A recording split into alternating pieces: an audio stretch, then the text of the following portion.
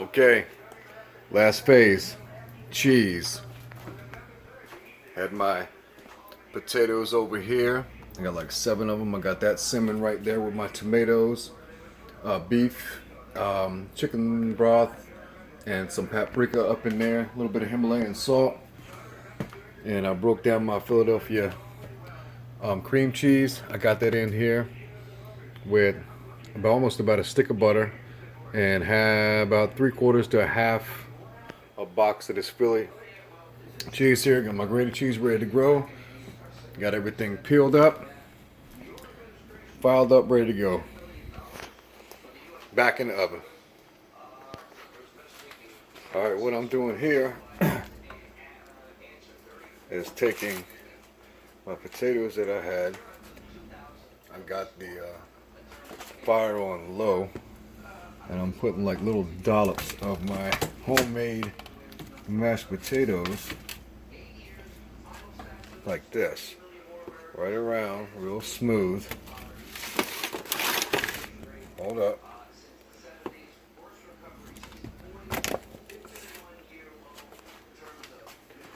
And the reason why I'm doing this is because I just don't want to slap everything in there because it's sticky. So this way I can have cover all the round edge around here. Hopefully I'll have enough. This damn pot's in my way. See what I did? I went around the edge so I can be able to cover the whole thing. Now I'm going to fill in the middle with this. Looks like I'm not going to have enough, so I should have used the last potato. Essentially, you take it like this and you smooth it out right on top of it. See if I can do this. See if I can really work with this without having to get that last potato up in there. See if I can smooth this out.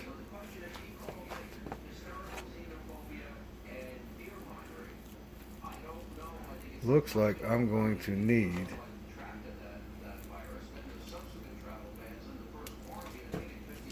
to really get that last potato in there. That's a lot of damn juice right there. So what I'm going to do, I'm going to get a paper towel and soak up this juice, because I think that's too much juice. Kind of like an operation. Soaking up the juice. I don't want that much juice, because it's going to produce more juice when it's in there. That's broth and juice from the meat and everything. So I'm going to treat it as an operation. Yeah, see how the juices keep falling back in there? A little bit too much broth. So let's try to get some of these juices out of there, because when it's in there, it's going to produce a whole bunch of juice, and I do not want it to overflow. Okay, cool. So now, maybe with the juice being gone, I can smooth this over before it comes flooding in. File this down like that. So, because now I got it on low, the fire is simmering. So therefore, underneath, listen to me, therefore, underneath, it's loosening up and cooking the potato that was on top. So there, it's not hard. So it's softening up so I can play with it like clay. So I'm going to get some more paper towels. I hope she don't get mad with me with using paper towels. I can always go to the store and get some more. So I'm going to go in here like it's hemorrhaging or something. And dab it. Get that juice up out of there like that, because there's plenty of juice underneath. So, this worked out to be almost, shit.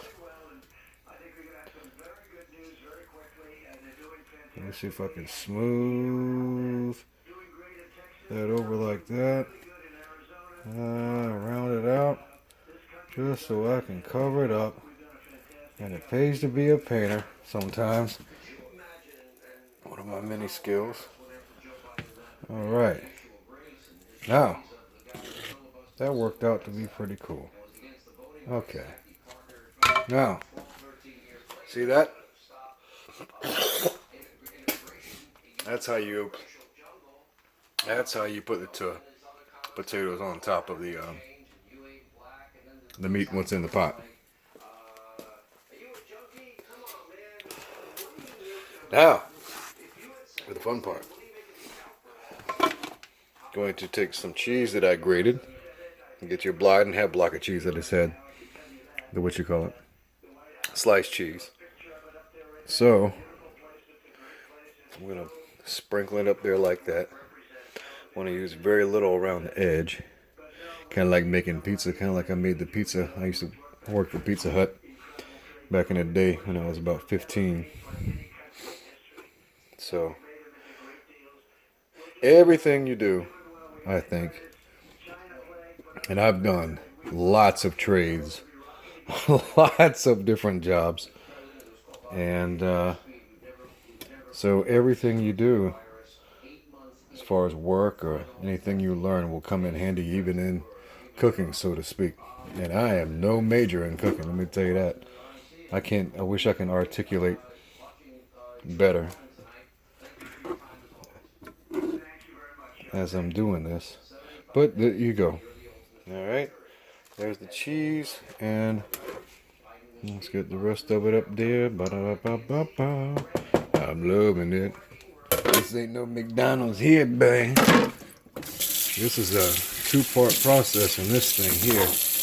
Always clean as you cook, boy. Clean as you cook, boy. Don't have no mess. Minimize the mess. All right, now I'm going to take this. Let's see, I'm going to wet the back of this. I'm going to wet the back of it so the cheese won't stick to the back of this spoon. Because I'm going to go around and flatten it out a little bit, sculpt it out. See, I don't think anybody else would take that much time for that. Because it's going to go right at your butthole when you're done with it. But anyway, I got this set at 425, and when I put the potatoes in, I had it set at 325 for 45 minutes. I had to go an hour and turn the oven up a notch to cook them all the way through. Time-consuming two-part process. Now, you see what I'm doing here? Now that this is done, I'm going to place this in the oven, which is already preheated. Let me see if I can open the oven and hold this phone at the same time. Alright. See what I had to do too? See this pan? I had to get a flathead screwdriver and take the handle off so I can use the steel because I didn't have an iron skillet. That's improvising. Alright, so here we go. Damn, this is a monster, boy. Ow, shit. And you're going to burn yourself like that. Alright, so I got that in there like that. Boom. Look how that is. Hot damn. Let me turn on the light. Turn on the light, baby, baby. Bam. Alright, we're at 9 minutes in this video. I'm going to click it off and start a new video when I finish. Or let me see if I can just hold on to this one.